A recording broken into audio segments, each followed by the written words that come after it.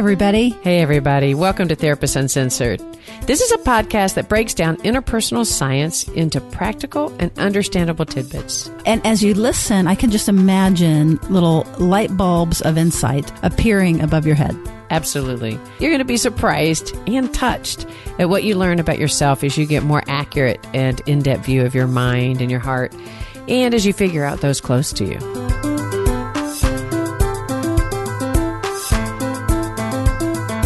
Therapist Uncensored brings you decades of experience with interpersonal psychotherapy, relational neuroscience, modern attachment, and anything else they think will be helpful in healing humans. Now, here are your co-hosts, Dr. Ann Kelly and Sue Marriott.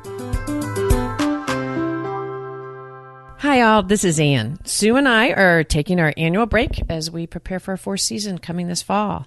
So during our break, we are replaying some of our most popular and substantive episodes for you. So some of you, this is going to be a repeat, but with this material, it can be so helpful to listen again. You'll always hear something new.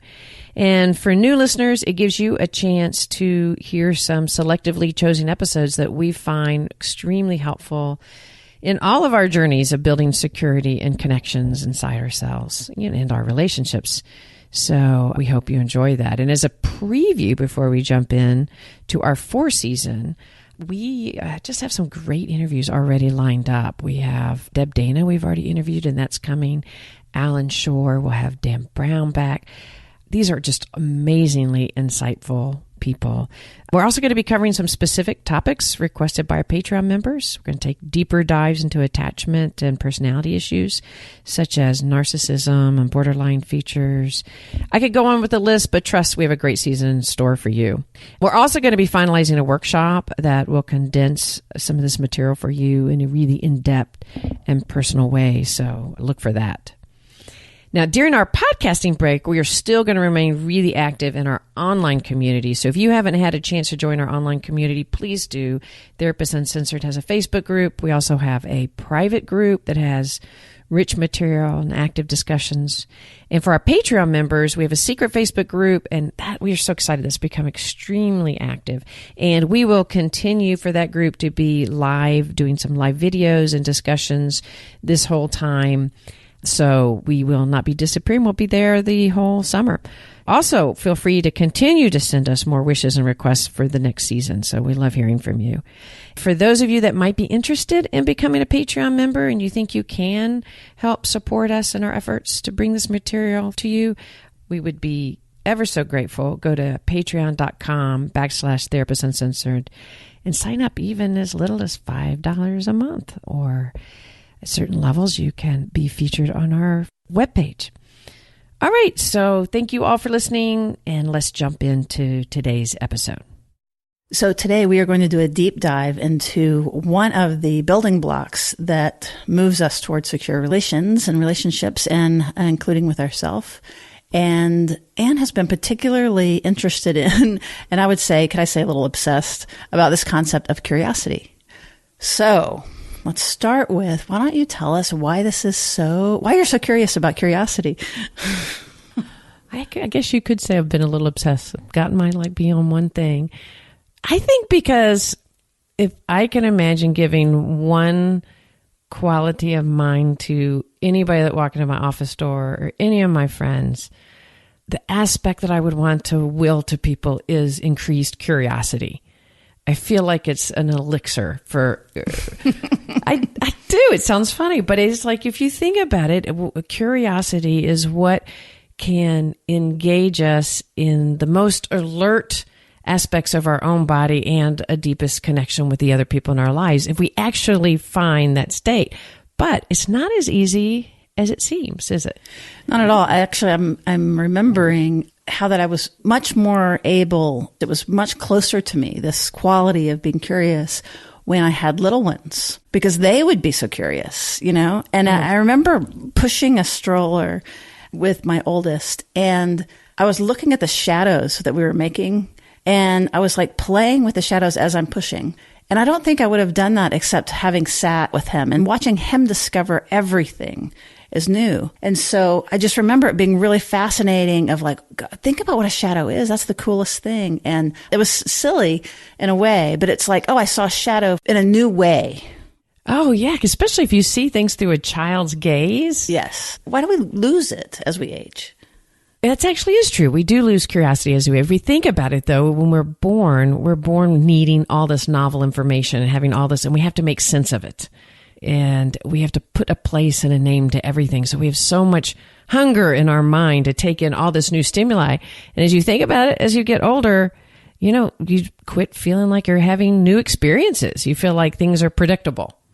And we can't, I guess, go through the world with a childlike wonder with all the stimulation and taxes and... Well, but I think that's the challenge that you're posing is, well, of course we know things. We already have this experience with things.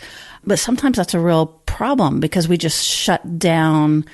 Like, it really is a state that you can enter to where you discover something, even something very familiar, new again, if we cultivate this, right? Absolutely. And it is an experience of cultivating it. And some of you out there may be thinking, I'm curious all the time. I have my phone, and every time I'm curious. I'm Googling all the time. I'm watching YouTube about how to do new things. Absolutely. And it just feels like, I could go down the rabbit hole of new information. And you think, see, I'm curious all the time. And that is an aspect of curiosity. It's a curiosity for knowledge. But I ask you to think out there when you do it, how often are you doing it because you actually really feel the sense of curiosity rather than a little bit of boredom or a need for entertainment or a distraction? Because that's very different than having a thirst for knowledge than it is a desire to be distracted, right? Oh, entirely. And yeah, I like your point about curiosity about things versus where I think you're going is being curious about the other and even ourselves. Like sometimes I just feel like I know things, believe it or not. I know that's going to be hard to believe, but moving out of that certainty into this uncertainty, certainty can be in our lower brain, right? Moving into this place, the prefrontal cortex and the orbitofrontal cortex, we can let ourselves not know. It's almost like you have to be secure enough to let yourself not be certain. Does that sound right to you? Spot on, actually, because it does take a lot of security to be uncertain. That just made me so happy. It does. It takes a lot of security to be able to get into this place that says, I don't know everything. And as a matter of fact, thinking you know everything is actually a sign of insecurity. It's not actually a sign of knowledge, which is really interesting because we know, we've talked about this in other podcasts, that the more connected we are to our phones, the more we start forgetting that the knowledge of the phone is not actually in our brain. We think we're as smart as our phone is. And so in some ways, we don't want to lose the art of uncertainty and curiosity. It's interesting if you think about how curiosity has been studied in the brain. It might be interesting to know that if you activate true curiosity in somebody, your brain reads very similarly to our desire for food and rewards. It's a big reward system when you can actually activate it.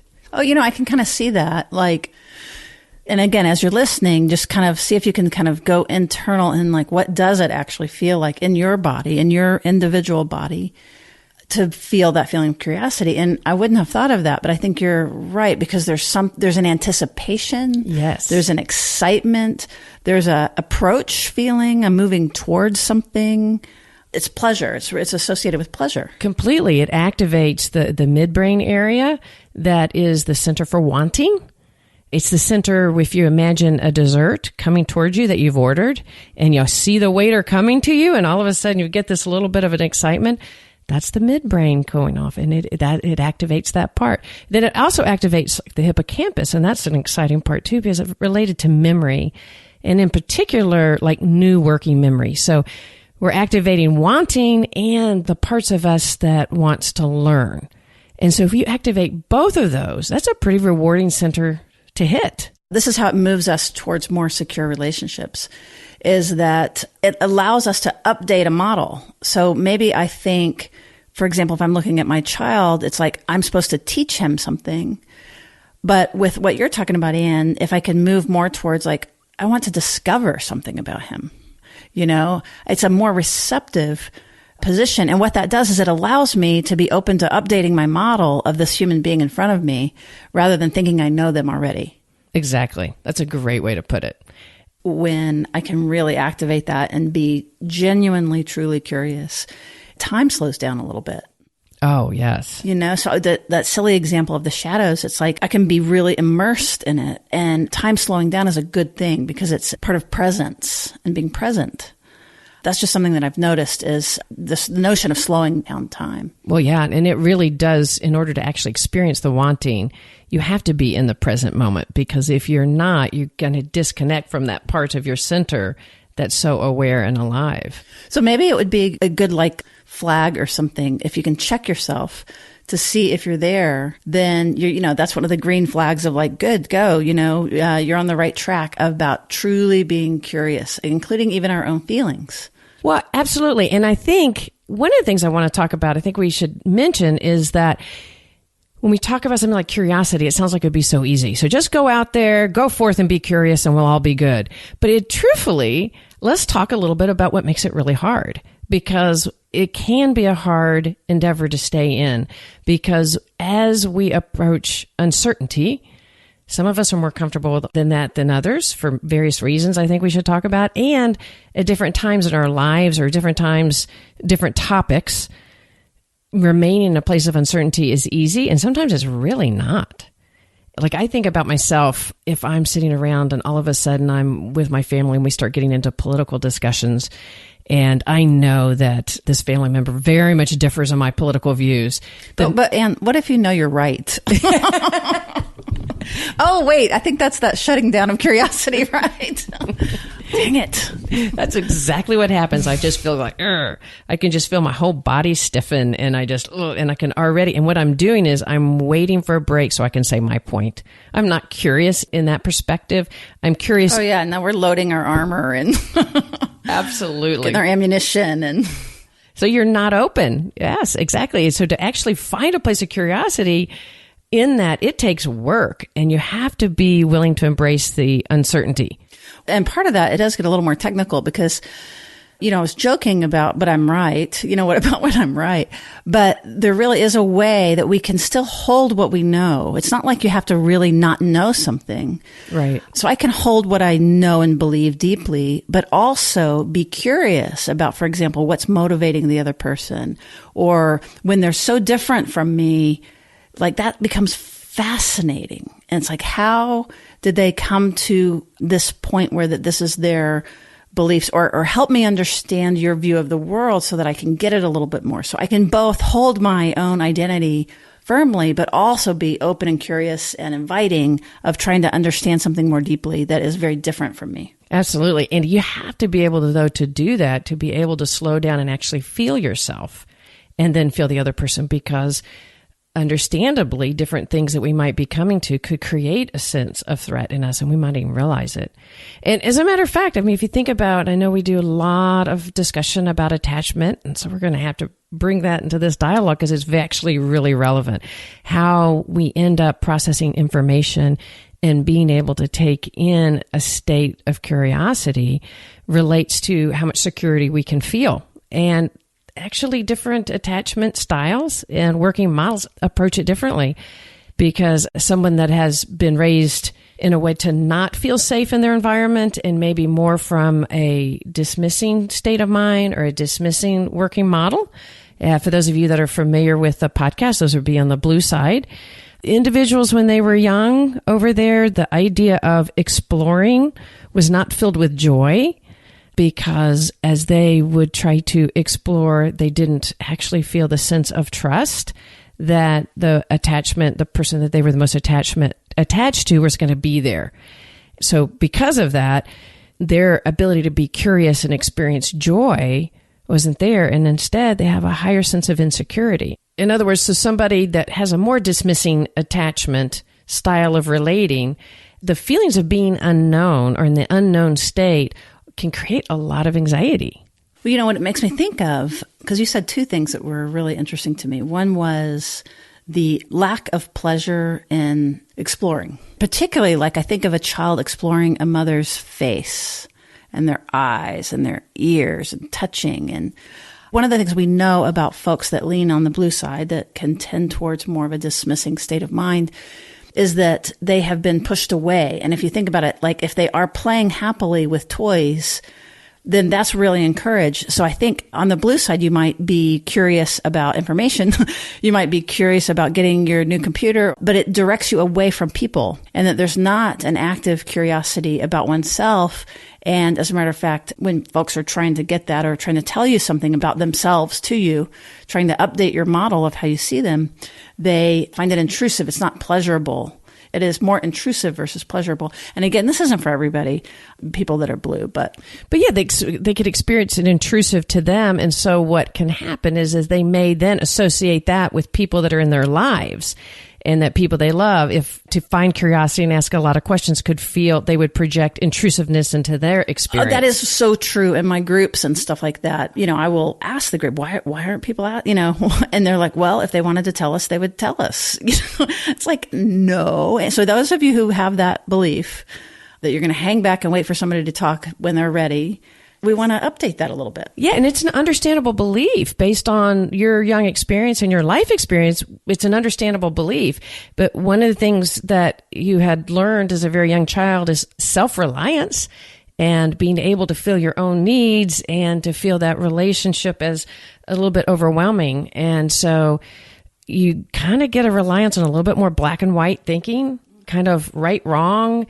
Yeah, and when I'm in that state, it's like I'm going to tell you how things are, but probably not ask so much. Or I might teach someone something, but not necessarily be open to learning. Definitely. Like learning from their experience. Yes. Yeah. And I think that's when I was describing my political stance. I think when any of us feel a heightened threat to something, we're going to sway to one side or the other. And that one I get, well, I think I'm right. I think you're wrong. And I think a lot of us can fall into that in that high threat situations. And then some of us live there a lot more deeply if we tend to actually lean in that kind of a working model all the time. And the feelings of vulnerability. So I think since we're talking about the blue, let's keep talking about the blue and what makes curiosity difficult. The other idea is that the idea of being uncertain and unknown creates a sense of distress in any of us. And from somebody that's been raised in a more secure working model, they feel like they can handle distress. So when new information comes at us and it doesn't fit with ours, it actually kind of creates chaos in our system. And if we feel like we can handle that chaos, then we can allow that curiosity and that feeling of uncertainty and the desire to get information that may change the way we think. Because changing the way we think is not an easy thing to do. And if you're in a more secure state, you're more open to doing that. When we're leaning to the blue, we're not very open to having our position shifted, primarily also because we don't want the distress. We're very motivated to cut off the distress in the emotional part and go very cognitive. So it's a relieving place to go right, wrong, yes, no. And then I don't have any distress because like we were talking about, I'm right. There's no distress in there. Yeah, I even think about shame related to this. Mm-hmm. And part of the things that come with curiosity is yearning, longing, desire.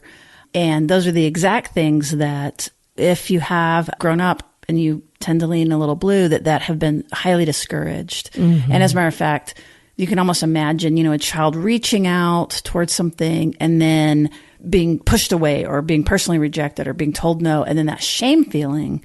So then they pull back in and then they learn, we learn, those of us, all of us, that some of us have had that experience, not to explore, not to be curious. Basically, it's like, I'm not going to be caught longing again. And it happened so early, I don't even know that I'm cutting off my curiosity or my openness of my mind or my desire to be close to people.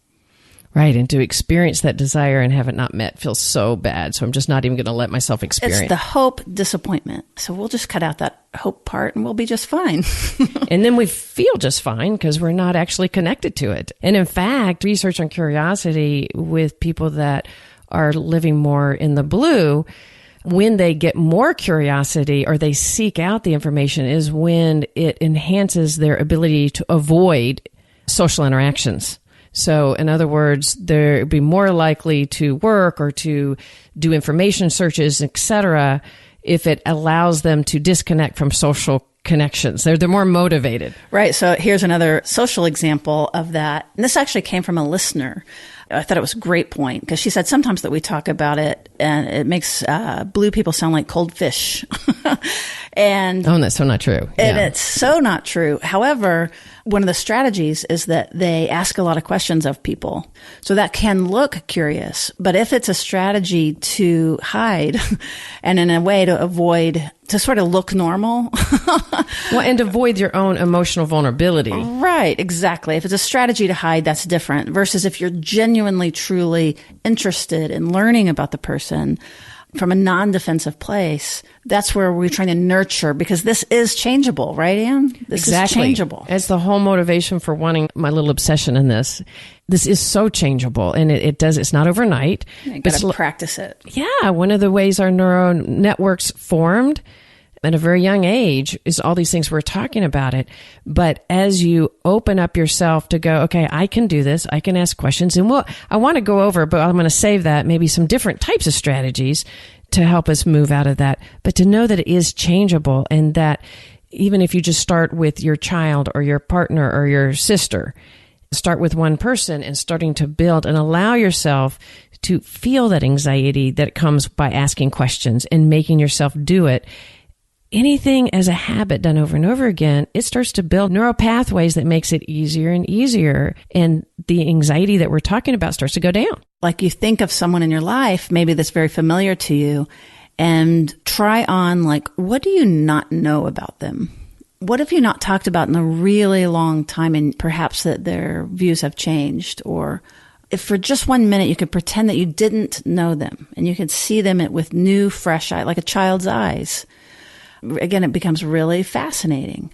And I bet that approaching it this way, you actually will learn something new about that person, even though they're so familiar to you, like the back of your hand. Oh, and it's so... By the way, the back of your hand changes too, I've noticed, as we age a little bit. Let's not remind ourselves of that. But what about, you've said stuff about the blue side, which is, again, that's more of the dismissing avoidant state of mind. But what about on the other side, just real quickly before we get to the how-tos? The interesting thing, the preoccupied or the more anxious side, red side, they do experience a lot of curiosity. So that the experience of curiosity is there, partly because when we're in that place, we have a desire for the attachment. So we have more curiosity. Yeah, like what time are you going to be home? For the other person. Where are you? Why didn't you text me? Right. Are you curious, or is it so how you know the difference in these questions is if you're feeling anxiety in your body related to the questions, you're probably not in curiosity. That's right. The questions actually are kind of more statements of like, I need reassurance and I need you to help me feel better. Were you delaying because you didn't want to be with me?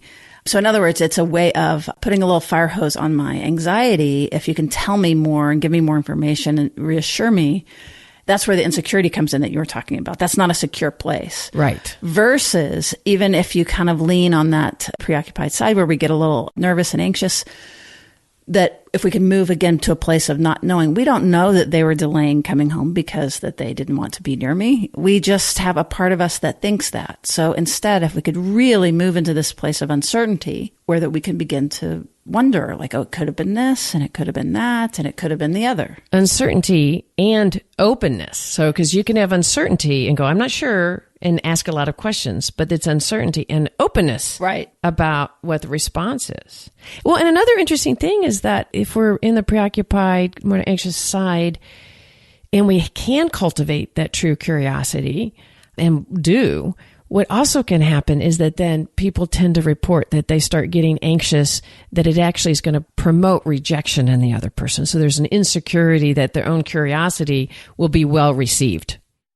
That's right. But if we practice this enough, if you think about it, somebody who's curious about you, truly curious and wanting to know you, is very attractive. Oh, yes. And part of why is because it feels safe, that it's a lot safer to have someone, to feel like someone's genuinely interested in you than for us to be trying to explain ourselves and like kind of force someone understanding us by us just talking about ourselves and trying to be understood instead of that seeking where someone really genuinely wants to know and wants to understand. Yeah, and has a sense of security that they want that. That's exactly right. And so by developing that muscle of moving from certainty to uncertainty and being interested in the other's authentic, true experience, that automatically, if you can think of the spectrum, it automatically moves you towards green from either side that you're coming from.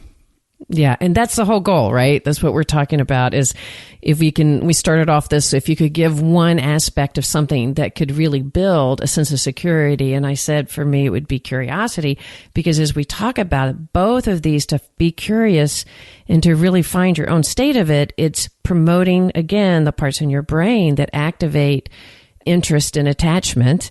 And then it brings you towards somebody, and it encourages an approach feeling and a receptive feeling, which then builds that relationship. And the person, again, we talk a lot about neuroception between two people.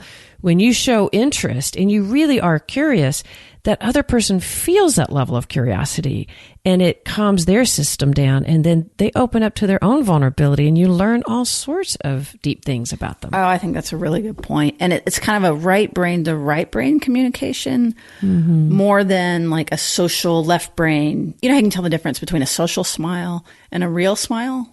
Well, we can tell the difference when somebody's really interested in us and they're definitely not. And it's a different quality. So what we're talking about is you being that person that gives the other person that feeling of genuine interest. And it will light up that autobiographical, that like, I am being seen. And it will in you too, as they, like, just like what you're saying, Anne, is that they will get more vulnerable, and then the contact can be deeper and more sustained. And then you're giving that feeling of being seen to the other person, which activates all sorts of reward centers in their brain. And as a matter of fact, for those of you thinking about, like, you're going to a party and you're thinking, I got to have something interesting to talk about. And there's like, I have 3 things interesting to talk about. Actually, what makes individuals the most likable out there in research, it's being interested, not being interesting. So the idea of cultivating curiosity affects us in so many different ways. And again, to remember that we can cultivate it even in ourselves as we grow older. Even though curiosity could naturally go down, there's lots of ways to keep it going. We're going to move to the more practical, like, what do we do about this? But I was actually even just thinking about how many clients can't let themselves be curious about me. So if you are in therapy, you get to be curious about your therapist. It doesn't mean that they're going to necessarily answer your questions or tell you about themselves. You're both there for you, but it really moves the relationship into a much more interpersonal space when you can notice things about them. They shouldn't be the only ones that get to comment on you. Like, if you notice something about them, you get to comment on them too. You get to analyze them even. You get to guess. And you might not get answers, but the curiosity says quite a bit. Right. And a lot of times I can just hear people saying, well, if you're not going to answer, why should I even wonder? And what I want you to hear in that is that it's that hope, disappointment. You don't want to be disappointed. So part of that in group, it's like one of the number one things is to try to cultivate curiosity, being curious about your therapist, being curious about your own feelings rather than knowing, well, I'm anxious because of this, duh. It's more of like, okay, well, that's too familiar of a story. Can we deepen it or add to it or find some nuance that's new to it? Then it's fascinating. Oh, that's a really, really good point. So what are things that people can do? Let's remember, we can train our brain. First thing that you can do is to really get more awareness of your own body, because as we've talked about it, there's subtle feelings of threat that we don't even recognize. And we've talked about ways we just shut it off by being righteous or being known. So we're teaching. So notice signs in your body of threat. And one of the ways you're going to notice it, do you have a lot of judgmental thoughts? Are you sitting with somebody and instead of actually listening, you're judging them? Oh, absolutely. Are you asking me? Oh, no, you're asking everybody else. Okay. No, but the truth is actually we're judging each other all the time, right? But again, if you can begin to like have that observing self that's noticing yourself judging, and maybe you're judging positively, maybe you're putting yourself down and they're awesome, or maybe you're judging negatively, but being able to see yourself doing that, that's where it gets interesting. It's a kind of form of cognitive closure. It's like a form of, if we're judging something, we're judging it because we want things, I guess I'm primarily thinking of it being more negative judgment instead of positive judgment. Yes. But often judgment is coming from that we have a set of knowledge that we have that we want to stick to, and we don't want it shifted. Mm-hmm. And so there's a tendency to close that down. And so if you notice that judgment often is paired with a sense of distancing. Yes. So if you notice judgment, that's one of the things to do. So one of the things to do is to stimulate your own curiosity. So let's just say you're having a conflict with your boyfriend or girlfriend, and you're angry and you have judgments. And one of the reasons we left out is that one of the reasons curiosity shuts down is that when we're with, especially in a long-term relationship, in a partnership or anybody that we've known for a long time, is that we've had all these experiences with them. We're ready to predict what they're going to do. We don't even have to wonder because we have all these predictions. Oh, I know what he's going to say. I know what she's going to say. Right. The brain is an anticipation machine. Absolutely. Yeah. So with that, we tend to have less curiosity and we're already jumping. So one of the things to do is when you notice that judgment, slow down and then stimulate your own curiosity. And one of the ways you could do that is, why would he do this? Why would he say that? What might be going on inside of him that would generate that thing? Rather than, I know what he's going to do, I know what he's going to say, you ask your own stimulating questions that would generate curiosity and move you away from judgment. Does that make sense? Yeah. The way that I'm thinking of it is, it's like when I'll say I'm upset about something, how I can move to a place of uncertainty or, move out of that a little bit is if I think about, okay, if somebody else just experienced what I experienced, would they feel it as strongly as I do? Mm. And that is, to me, it's like as you get aroused, you begin to lose your thinking, but it's a little bit of a handhold of, if I can imagine other people having different responses, then my response moves me out of certainty. Yes. And more into an exploratory place. Right. So you're having uncertainty about yourself. That's right. So stimulating your own curiosity. Why would I be reacting this way? And why might they be reacting to me in this way? Exactly. No, I love that. All right. Another idea is also, we've talked a lot about having to tolerate the uncertainty in your body. So again, as you're starting to listen, if you start to feel anxiety, notice it. And in fact, if you jump in to one of the things that we're talking about, judgment, another one that we tend to jump into is teaching. So we've walked out of a movie and we start immediately teaching what the movie was about. Or we start teaching, if our spouse is doing something, we start telling them how they really could be doing it. If you're in that mode, likely you are in a closed mindset and you're not really realizing what's going on inside your own body. Right. And that's not bad. As you begin to notice these things that Anne's talking about, it's not bad that you're there. It's just simply we're practicing a mindfulness exercise in a way by noticing it and then seeing if we can just gently, without any judgment, move ourselves back to this more open space. And that made me wonder about so curiosity itself is not a feeling. But Anne, I think what you're moving at when you move us more into our bodies. Right. Because curiosity to me is a little bit of a mental state.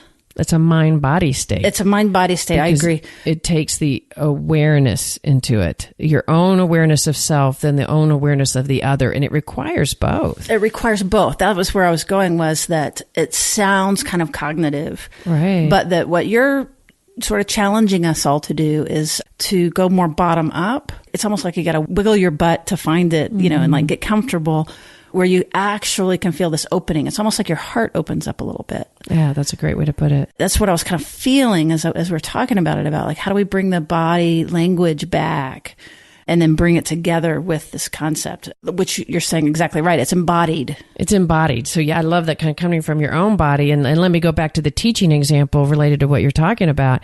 And that is, you may have something really important to give this person, but if you do, so you can feel your own desire to give. But if you stop and then you're curious about the other person, you have to stop and ask yourself, are they asking for that? Are they wanting that? And literally, by even asking the question, I have some great ideas. Would you like it? Would you want to hear it? All of a sudden now you've made a connection that maybe your wisdom is wanted, or you might learn, no, I really just want to tell you about my experience. And just asking that question is more of a connecting. Oh, that's a great one. I love it. Because you've got to have an open door to enter. And so you have to be curious about the other person before you can get there. That's right. Yeah. What else? Well, you said the other one a little bit earlier, and that is looking for novelty.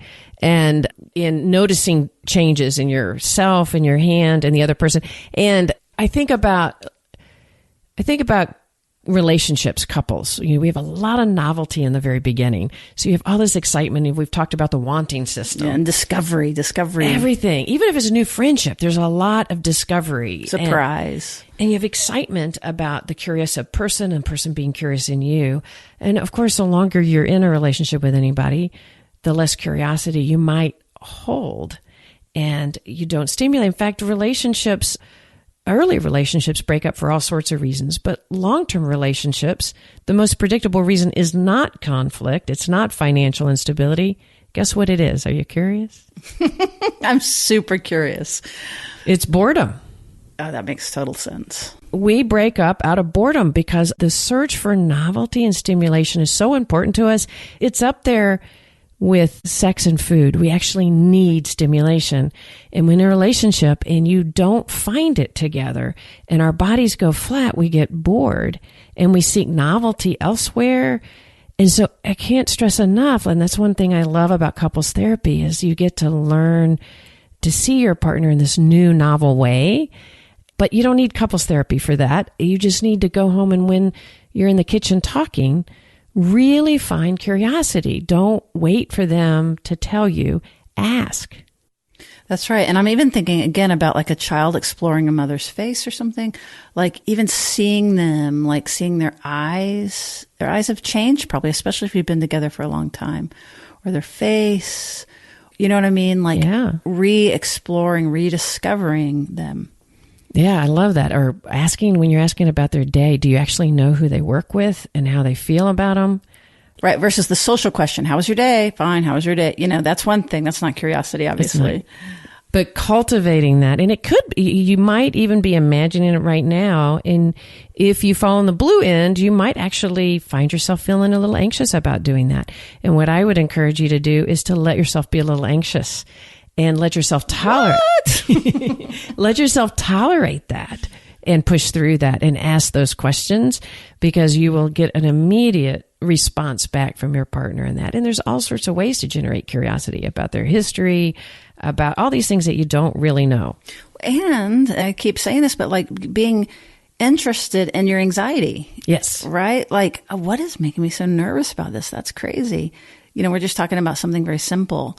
And again, these observations have to be with love and with care and with honesty, but with a lot of holding. Like I actually was imagining, if somebody was listening and they really were anxious, imagining themselves approach in this new way, someone that they want to get to know better or want to be closer to, that with that anxiety, that we could just right then bring in a soothing presence, or put your hand on your heart, or put your hand on your stomach, or imagine it, so that you can move through it. And that becomes, again, it becomes interesting. It becomes fun. It becomes new.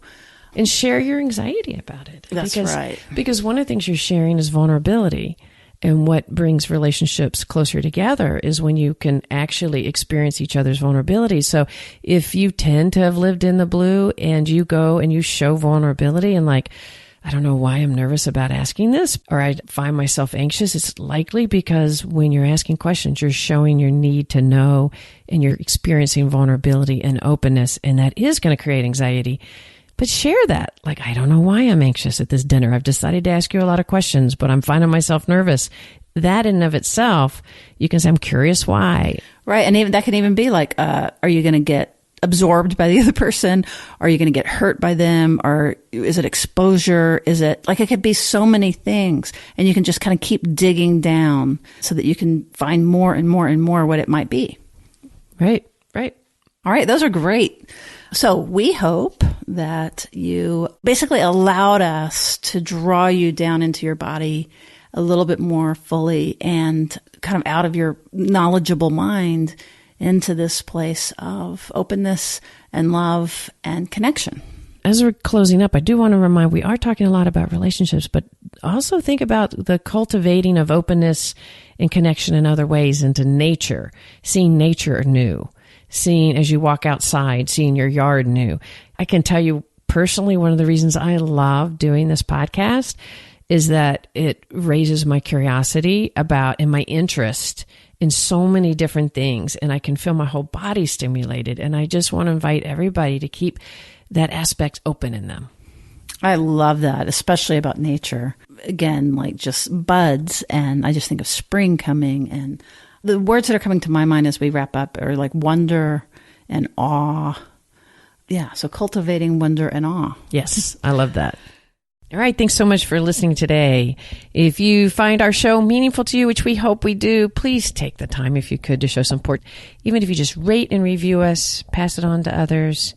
And for those of you that can, if you could join us as a Patreon member at patreon.com/Therapist Uncensored, we could really use some support in bringing you our upcoming season. And if you can't afford it, we understand that too. This is for everyone out there, and we're wanting to get this great material to people, continue our mission of building security across the world, one episode at a time. So thank you for listening, and we'll see you around the bend.